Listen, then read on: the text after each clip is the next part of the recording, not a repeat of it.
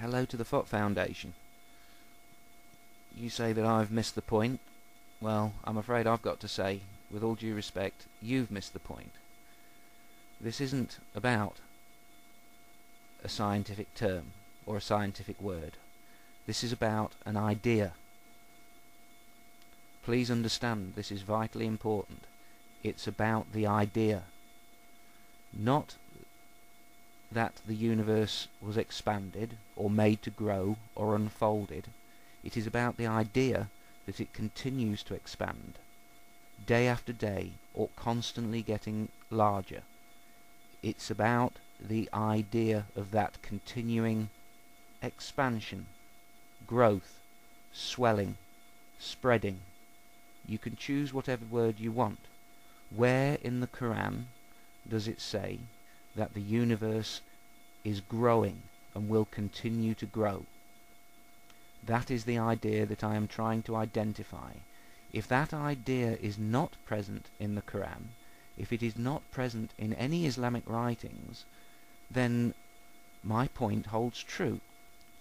You virtually admitted in this argument with me that the idea of a continuing expansion was not there in the Qur'an. It was not there anywhere in Islamic society, even in the scientific community. If you concede that the idea was not there, then what are you arguing with me about? You're picking on the bone of contention of the use of the word expansion. It isn't about that. It's about the idea. You've actually said in your video that the idea wasn't there. So I do hope you're going to correct your Muslim brothers who say that it was, because you have said quite openly, probably not realizing it, that the idea was not there. I know you're going to say that the correct interpretation didn't come until after the scientific observation. But how can we possibly... This is not a rare book. This is not a book that people haven't read. Are you seriously telling me that no one came up with the interpretation in 1400 years, with millions of people reading that book every day, poring over it as if it were literally the words of God?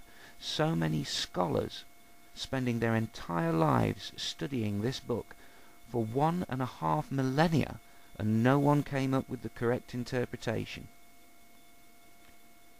Do you understand what you're asking us to believe? Total misinterpretation for 1400 years, and then bang! Wow, of course, expansion. Why didn't we think of that all along? And remember that the claims that you're making for this book are the existence of an all-knowing, omnipotent entity that no one in the modern era has ever seen, for which there is no scientific evidence, and your evidence is a book written 1400 years ago in a language where words carry multiple meanings and where nothing is clear. You cannot rationally make such a claim with so little evidence. You say that if we went back 600 years, people could only describe inertia using words other than inertia, because the word inertia wasn't in use. Perfectly correct. But do you honestly think that that hadn't occurred to me or Ben? Do you honestly think... You think we're stupid? Of course you couldn't describe inertia using the word inertia before the word inertia was invented. What a ridiculous thing to point out. We're not that stupid. But you could go back and you could say... you could say about inertia that it's the unwillingness of a heavy object to be moved. Unwillingness, heavy, object, moved. These are simple words, simple phrases which would exist in any language. So what I'm trying to get across with that point is that orbit and continuing, never-ending growth could easily be expressed even in a primitive language, without using scientific terms at all. It all comes down to the idea of continuing expansion. if you talk about vastness, if you talk about the expanse of something, if you talk about unfolding something, that's fine. But the key idea is that the unfolding, the spreading, the swelling, whatever word you want to use, is ongoing forever and increasing every day, and that the thing is getting bigger every day. That idea is not in the Qur'an. You say that the Qur'an talks about an expanding sky. I believe I'm quoting. What does the Qur'an mean when it says the skies or the heavens are expanding?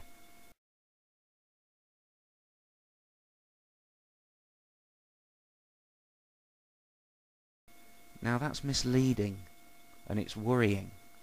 I don't know whether it's, well, I'm hoping that it's your thought processes that have misled you. The Qur'an does not talk about a continually expanding sky. Even if it talked about sky, I'd let you have that word. I wouldn't argue about the use of that word. But it's the continuing expanding. You say the Qur'an is talking about continuing expansion. It is not. For 1400 years people pored over that book and found no such interpretation. In the interpretations I've seen, it's quite clear that what the Qur'an says is essentially and grossly simplified that space is big. It never ever says that it's getting bigger every day. You say it became obvious that what the Qur'an meant was so. Now you see, you've used the word obvious, so obvious that no one spotted it in 1,500 years. And there's another interesting slip in your thought process coming up. You say it's translated now to mean expansion because it's not disputable. That's a really... I could read a lot into you saying that that is the reason for it now being translated as expansion, because it's not disputable. That is no reason to change the definition of a word. We change the translation or interpretation of an ancient word because we come to better understand what it meant in the ancient time in which the language was used, not because of a subsequent scientific finding which is indisputable. Only in a religious book would such criteria be used for changing the interpretation of a word. I'm so frustrated that you cannot see this. It makes me again feel angry about religion, because I do think you're an intelligent person, and your mind is prevented from looking at something rationally, from trying to see the opposing side. You will swear on a polygraph test that you do see the other side, and you'd pass the polygraph test, but in functionality you're not actually able to do it. It's like saying that if the expansion of the universe were disputable, then you could stick with the old translation of the word. You only have to change it if a scientific principle becomes unarguable. It's a bizarre way of dealing with language. I'm sorry if any anger has come across in this. It's not anger directed at you. It's frustration at what religious thinking does to an intelligent mind. I don't think I've moved you in the slightest. I'm just hoping that somebody who watches this video exchange might see more reason in what I've said than in your reasons for believing in a God.